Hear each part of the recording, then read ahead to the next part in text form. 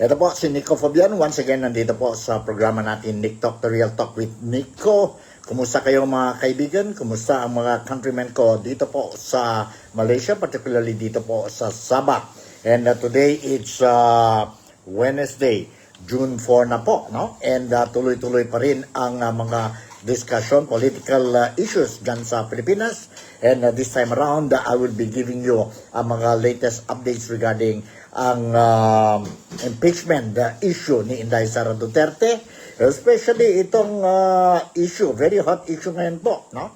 About the draft resolution to dismiss the impeachment trial of Inday Sara Duterte. Kanino ba itong galing? And ano mangyari po sa itong draft resolution?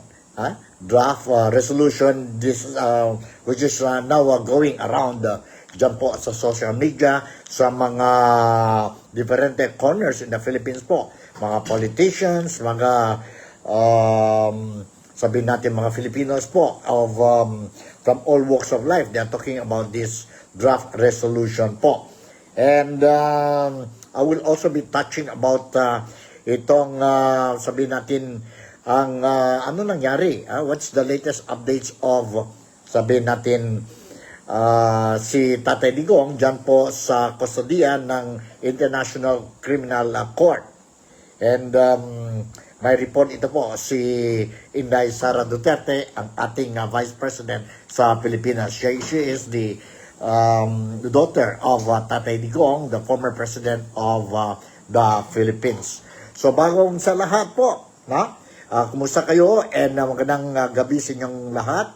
Magandang araw sa inyong lahat. Good morning, good afternoon, and good evening para sa mga kababayan natin. Kababayan ko po sa mga iba-ibang nasyon, especially ang mga overseas Filipino workers. And of course, dito po ang mga Filipinos who are residing and legally residing and working dito po sa Malaysia, particularly dito sa Sabah, specifically dito po sa Kota Kinabalu City. Incluido na po, isabay na natin mga illegal immigrants dito sa Sabah.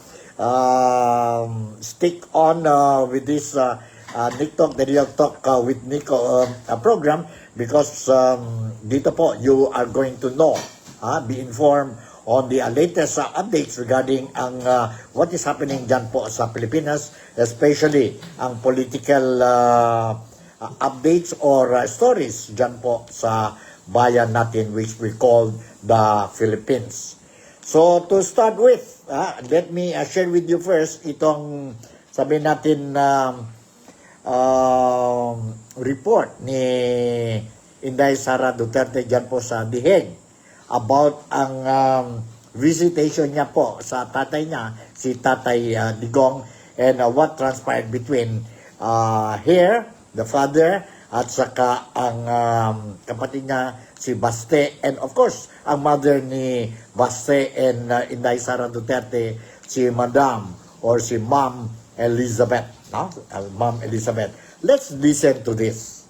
Para at least malalaman natin po kung what really transpired during the visitation of Inday Sara Duterte or ang pamilya ni Ma'am Elizabeth, nandoon na po si Inday Sara Duterte at saka si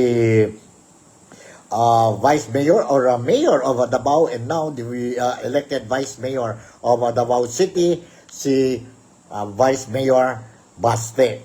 Most likely, he will take over ang position as Mayor of Davao City po in the event.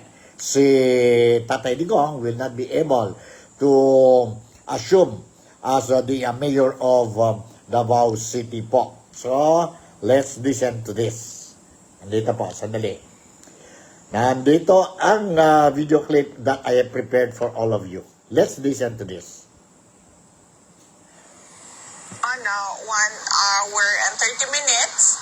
At ito yung second na visit for the week. Ang susunod na visit ay sa Thursday. So nagpapasalamat kami sa ICC Detention Unit dahil in-approve nila yung request namin na madagdagan sana yung mga araw na pwedeng magbisita kay dating Pangulong Rodrigo Duterte. Ang pagkakaalala ko, ang allowed na ngayon is Tuesday, Wednesday, and Friday.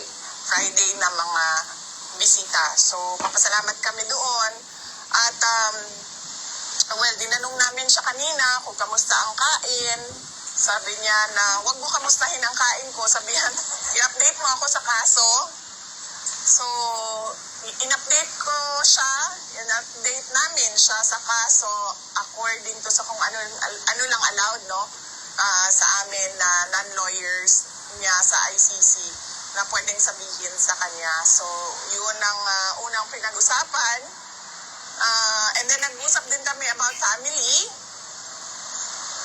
Kung kamusta na ang mga family members, nagkamusta siya sa kuya namin. Tanong siya nasaan si Paolo at anong ginagawa.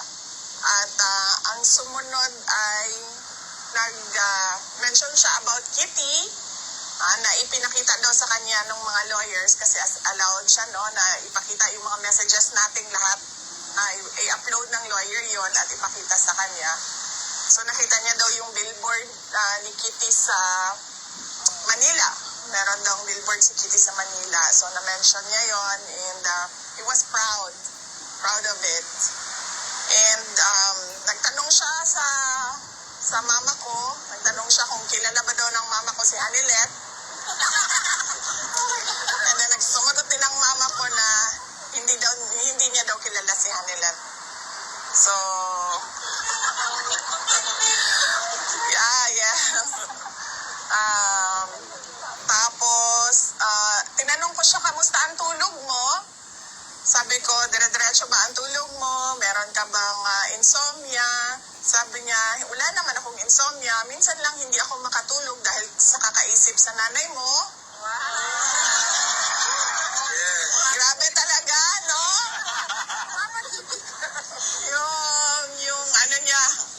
yung kanyang, hindi pa rin nawawala yung kanyang pambola sa mga, magagandang babae.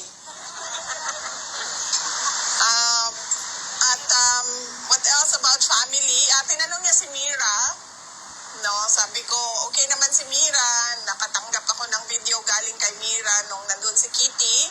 Si Mira po yung bata na nakikita niyo kasama ni Kitty. Yan po si Mira. And then we talked about Suling, yung anak ni Baste.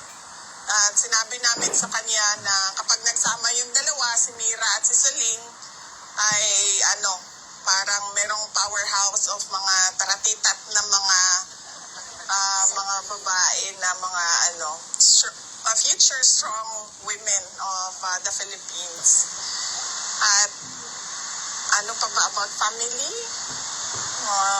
Yun lang naman yon about family. And then yung update sa case, na-update siya sa case, update sa elections, tapos na yon, alam na niya yon.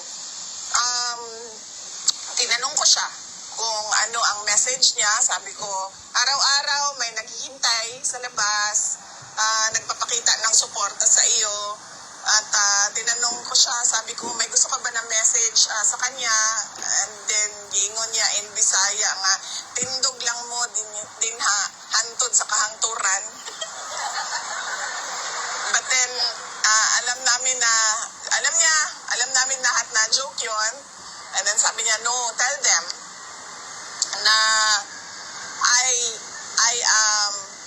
sandali by memory ko lang ito, ulitin. I am eternally grateful for your showing of support, and I recognize your sacrifice, which you do not have to do, so you can now go home. Yan ang sabi niya. So, Uwi ba tayo? Hanggang sa dulo po. so, Iwanan? So, VP, usually po ba pag nag-visit kayo kay PRRD, nasaan po? Sa room or sa dining table, sa garden? Paano po ba? meron kaming special room doon sa visiting area dahil yun ang binibigay sa amin na na space. space. Hindi kami doon sa common area. Doon kami sa special room. May binalita pa kayo sa kanya na national news at ano naging reaction ni Tatay Digong sa mga national news na binigay niyo sa kanya? Wala kaming pinag-usapan na national news. Well, napag-usapan namin yung May 31. Na kung nasaan tayo lahat, yes. Napag-usapan namin yung May 31. So, nag-rundown ako ng mga speakers. Sabi ko, nandoon si Baste, nandoon si Senator Aimee, nandoon si Senator Dante Marcoleta.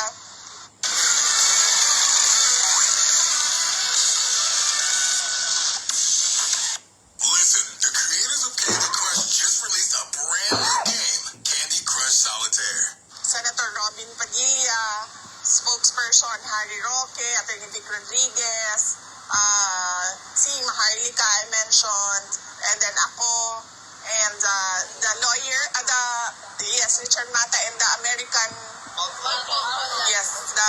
guest, no, si Malcolm. So sabi ko, we have 10 speakers, at madami ang pumunta, at madami ang nagpakita ng suporta, at madami ang nalasing. Yes. Madami ang nalasing, at madami ang nabusog. Sa sobrang dami ng pagkain din, madami ang nabusog, at madami ang mixed feelings dahil nakakalungkot na nagsama-sama tayo dahil nakakulong si Pangulong Duterte. Pero sobrang saya dahil nakikita mo yung pagkakaisa ng sobrang daming Pilipino for a single cause. And that is requesting ICC to send PRRD home. Yung pwede ba niya makita mga video ng mga gathering? Pwede po ma'am, pero lawyers lang po ang allowed noon. So ang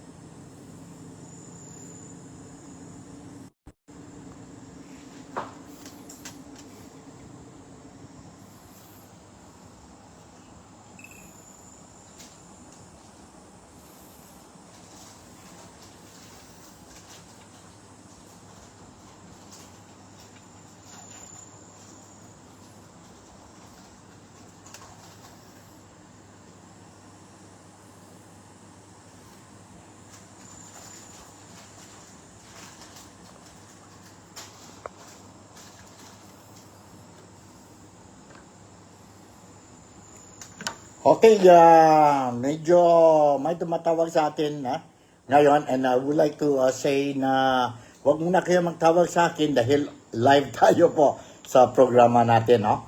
Live tayo sa programa natin, and I cannot answer your call. So, okay. 1 hour and 30 minutes. Ito Tingnan yung natin second kung visit we for can the week.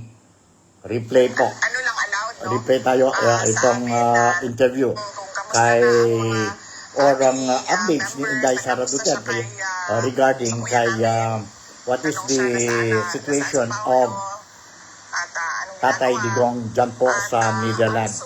So those are trying to call me now. I would like to request na wag mo na magtawag dahil nasa live tayo, no? Mahirap tayo to answer the call. So nandito po, let's continue. I-upload ng lawyer yon at ipakita sa kanya. So nakita niya daw yung billboard ni Kitty sa Manila.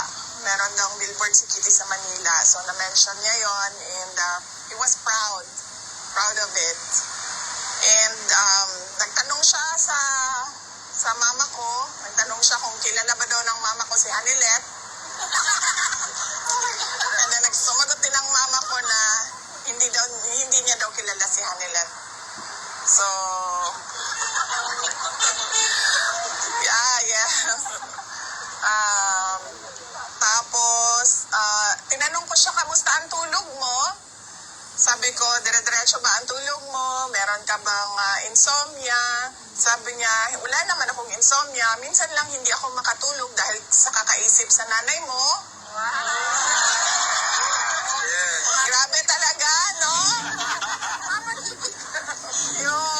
yung ano niya, yung kanyang, hindi pa rin nawawala yung kanyang pambola sa mga magagandang babae. What else about family? Tinanong niya si Mira. No, sabi ko, okay naman si Mira. Nakatanggap ako ng video galing kay Mira nung nandun si Kitty. Si Mira po yung bata na nakikita niyo kasama ni Kitty. Yan po si Mira. And then we talked about Suling, yung anak ni Baste.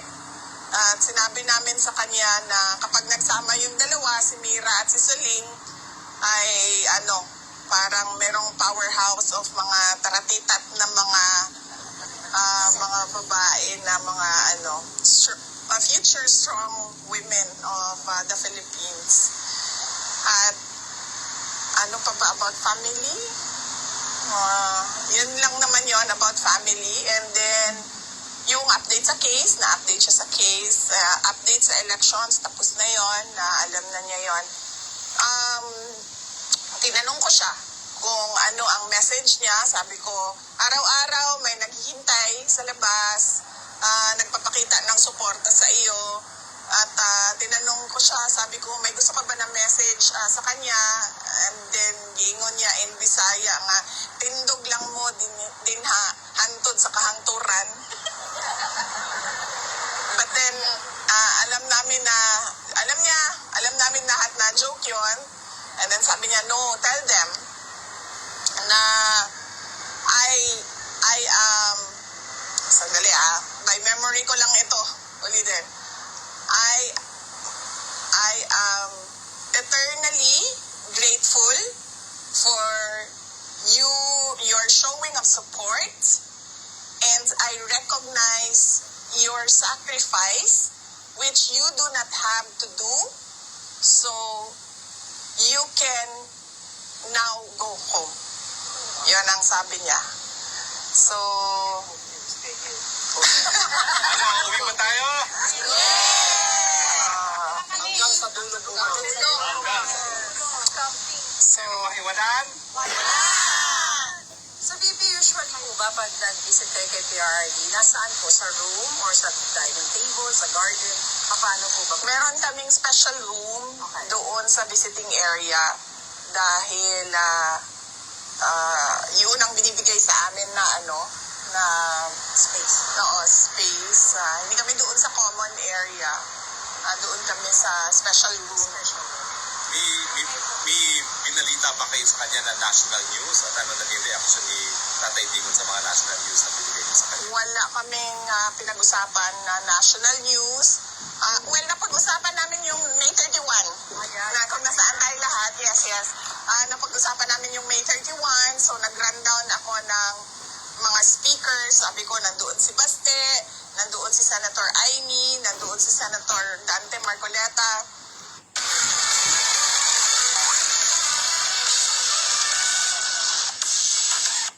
Listen, the creators of Candy Crush just released a brand new game, Candy Crush Solitaire. Senator Robin Padilla, spokesperson Harry Roque, Atty. Vic Rodriguez, si Maharlika I mentioned, and then ako, and the lawyer, Richard Mata, and the American, the American guest, no, si Malcolm.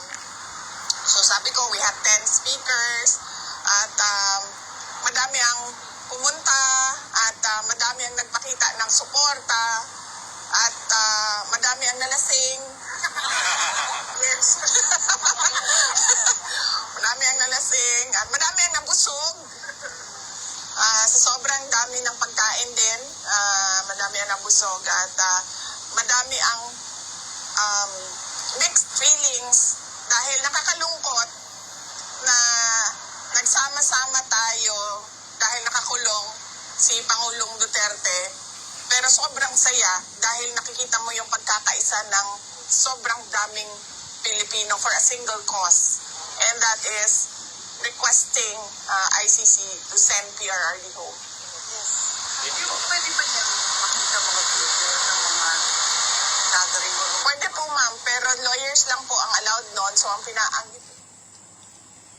Okay, yun po ang sabihin natin ang updates ni Tatay Digong, and I'm very happy na good news po na okay si Tatay Digong, and sana po he will be able to go home back sa Pilipinas as soon as possible, if not too soon. So yun ang latest updates natin. So this time around, let's move on sa ibang topics natin po. And this time around, yun po ang mayroon mga nagbash na kay Senate President Senator Chis Escudero regarding ang schedule ng impeachment trial ni Inday Sara Duterte. Some were saying negative criticisms, while others only a positive side. And let's see po what will happen sa June 11 po. Sa June 11, and that will be the date wherein we are going to know whether ituloy ba po ang impeachment ni Inday Sara Duterte, impeachment trial ni Inday Sara Duterte, or hindi. As what si Inday Sara Duterte was saying, na she don't mind. Tuloy ba o hindi tuloy, but there is only one thing, sabi ni Inday Sara Duterte, na she believed that there was something wrong in the process, on the procedures of filing the impeachment complaints against her po. Technicalities. There is something wrong.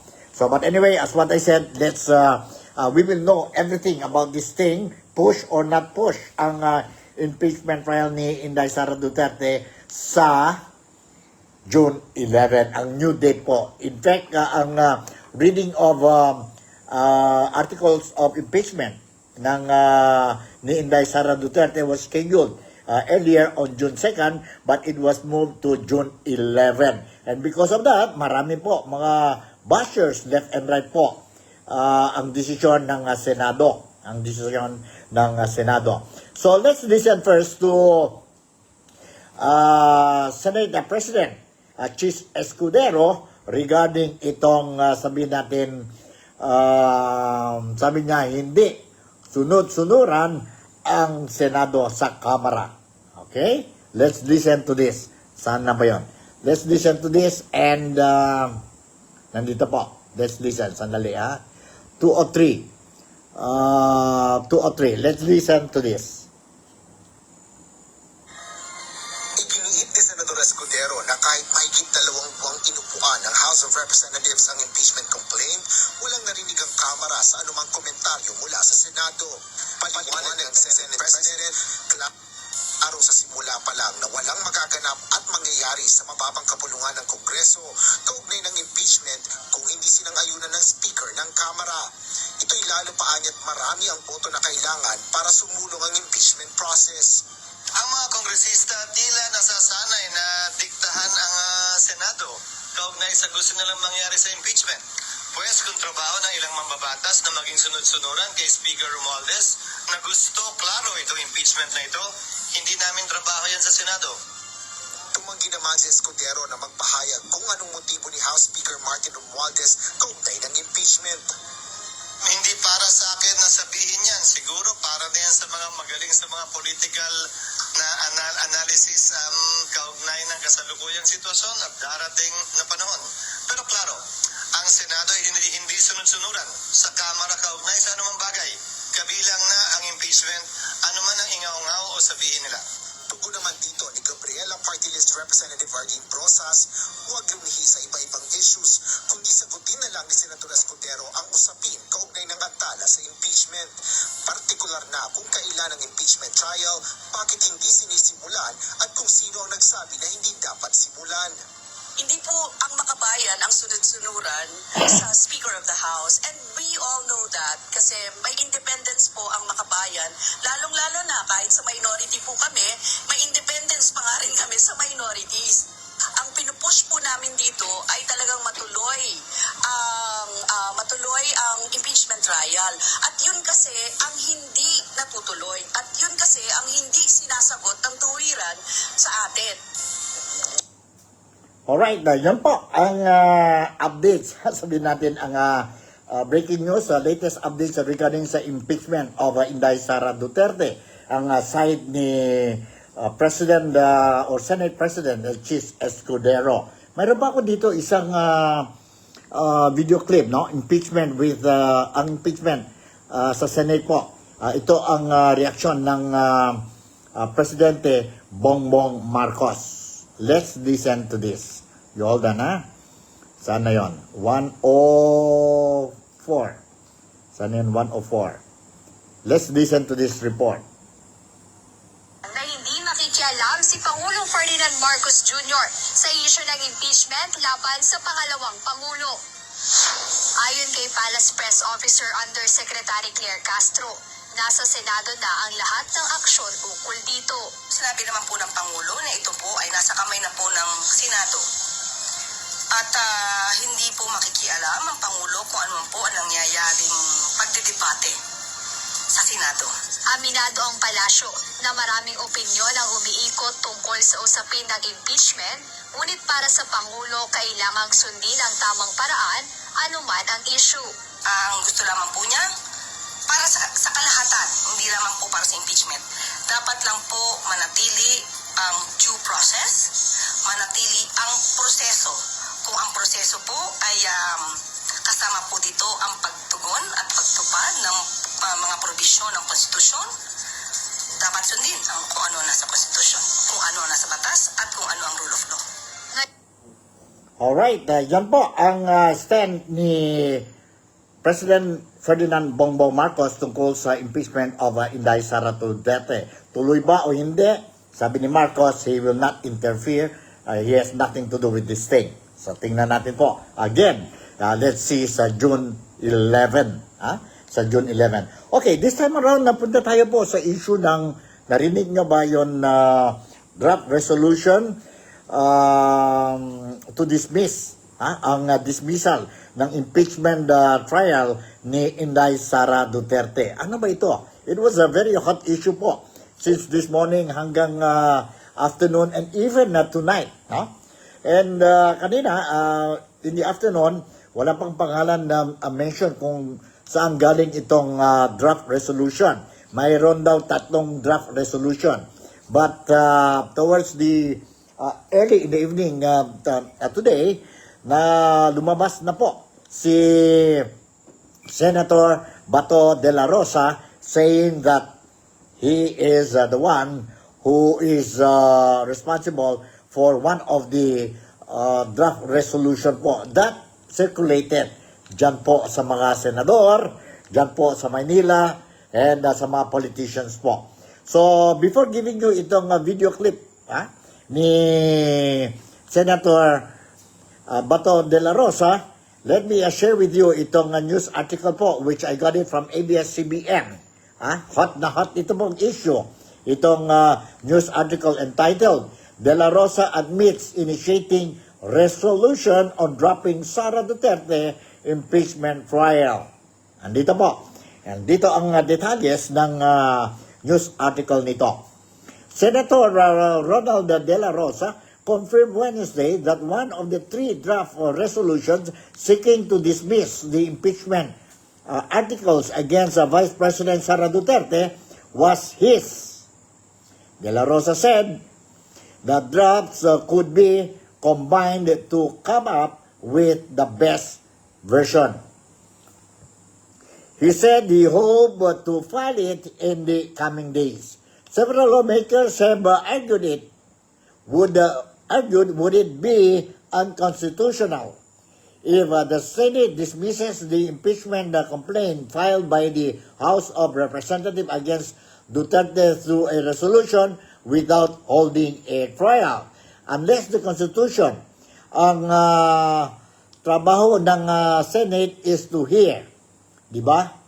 Hindi ko naiisip kung paano nila i-dismiss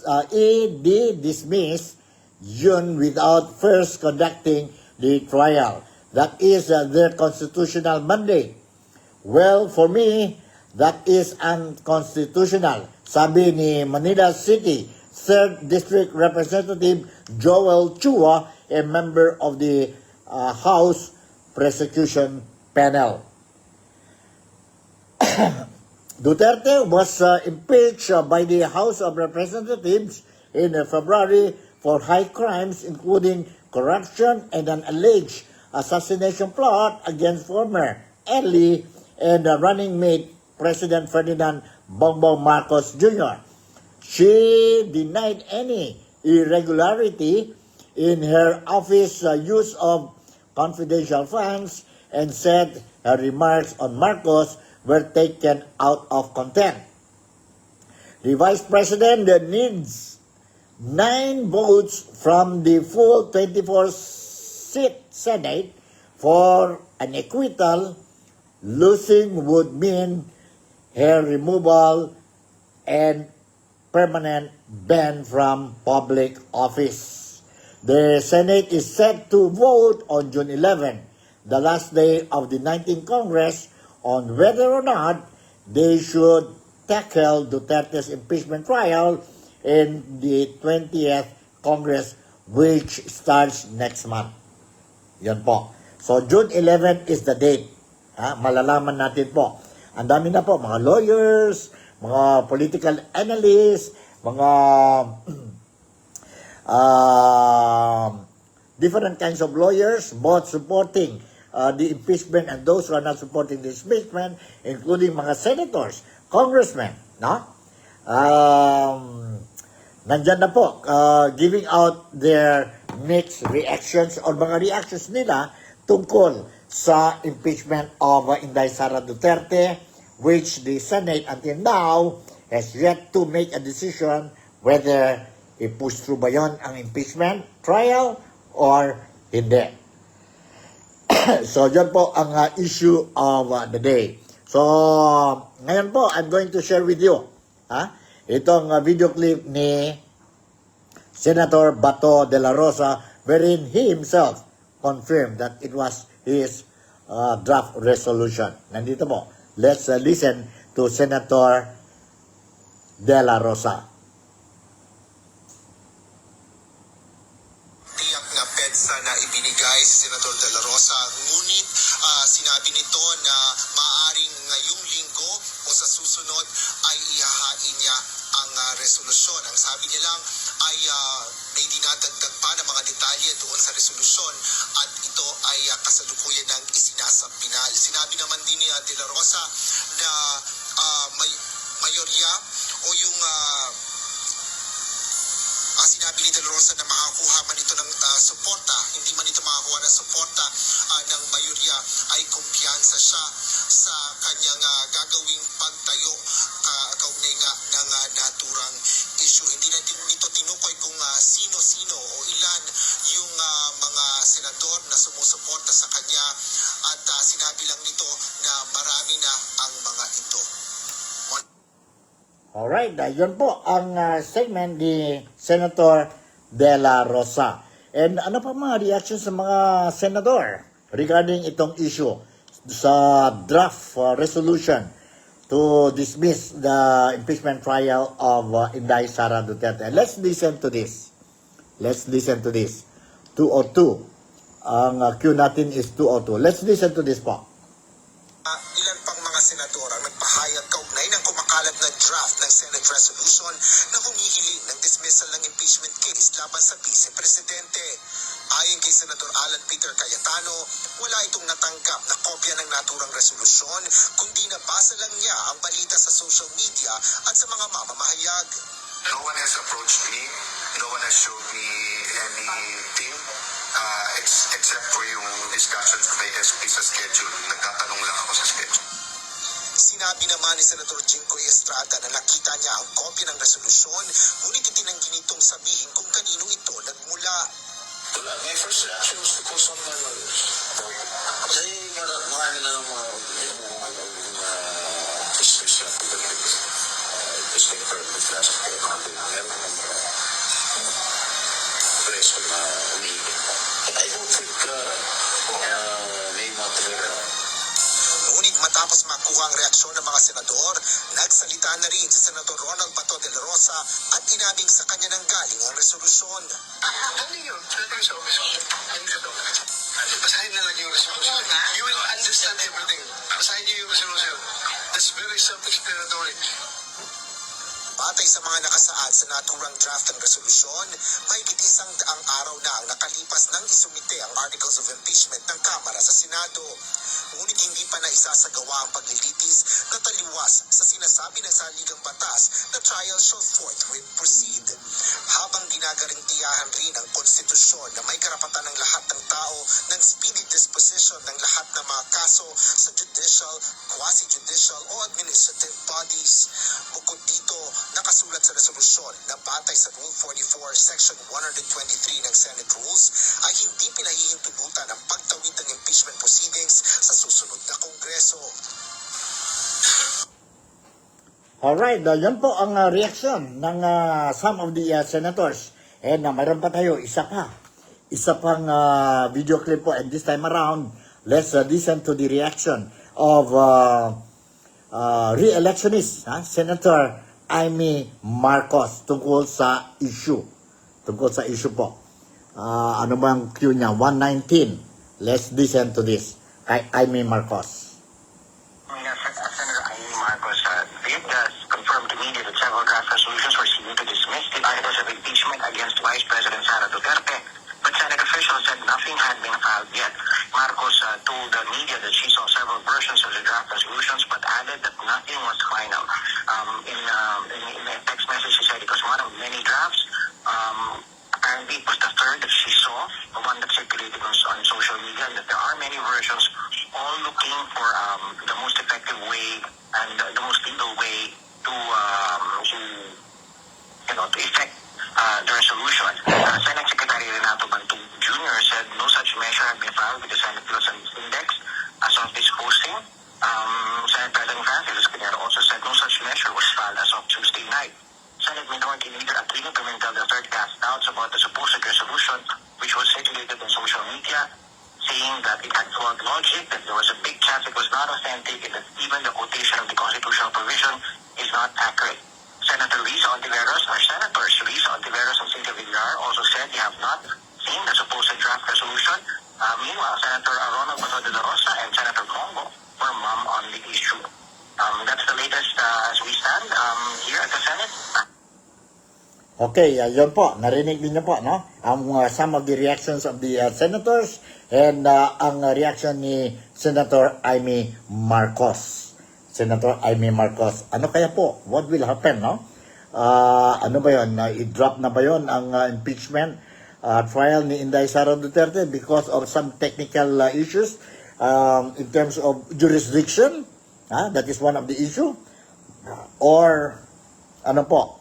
Kasi the other camp who wants the impeachment trial to jumpstart na po. Kasi sobrang delay na daw po, no? Under Constitution, yun daw po ang trabaho ng Senado. But on the other hand, sabi naman ni Chis Escudero, hindi pa nga nag-umpisa hindi pa na-convene. Ang impeachment trial, hindi pa nag-take oath ang mga senator judges, no?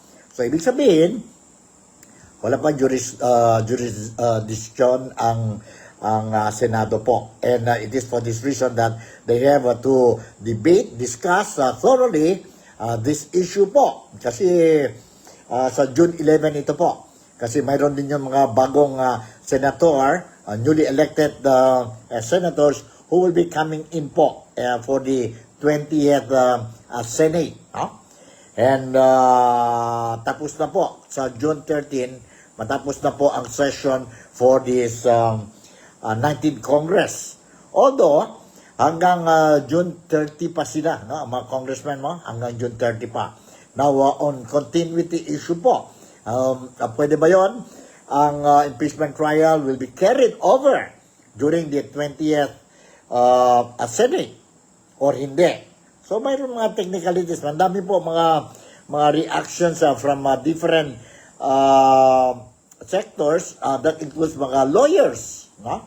That includes mga lawyers po. They are talking about or commenting on the legality of this issue. And kanina po, dumating na ang o lumabas na po, sabihin natin itong mga itong tatlong draft resolution po. And one of them is from Senator Bato de la Rosa. Wala pa po further statement kay Senator Bato de la Rosa, and hindi pa yan official resolution. Draft pa lang yan po. No? Draft pa lang yan po. Sa June 11, it will be brought up dyan po sa session ng Senado. Nandoon na po sino ang author ng resolution, ang date, no? Blah, blah, blah, blah, blah. All the details. And from then onwards, they are going to discuss. And possibly and expected that the senators will be voting po ang itong issue whether to continue ang impeachment or hindi. Impeachment trial ni Inday Sara Duterte. So ito po ang latest developments natin, and kanina may disturbo tayo, 1,000 apology. Mayroon tumawag sa atin na stop ang natin ang program natin po dahil may intervention po. So 1,000 apology to my followers, and at the same time I would like to apologize ang caller natin po, no? I cannot answer ang call dahil po nasa live tayo po, no? Nasa live tayo po. I hope there's nothing much very important on the call, but anyway, I'll give you a call or return call later on. So, with this po, si Nico Fabian, once again, would like to say thank you very much for making me a part of your day-to-day. 100%. Kung anong mga latest updates dyan sa Pilipinas, ang mga kababayan ko dito sa Malaysia, particularly dito sa Sabah, I'll make sure that you will be properly updated po. Kaya nga, stick to my program every day. Because by doing so, you will be updated on the latest developments dyan sa Pilipinas, and some news regarding dito po sa Malaysia, dito sa Sabah, especially news that related sa mga Filipino communities dito po sa Sabah o dito po sa Malaysia. So with this, once again, I would like to say thank you very much for making me a part of your day-to-day. Malaysia, Sabah, the Philippines, God bless us all. I love you and take care of yourself. See you tomorrow. Bye.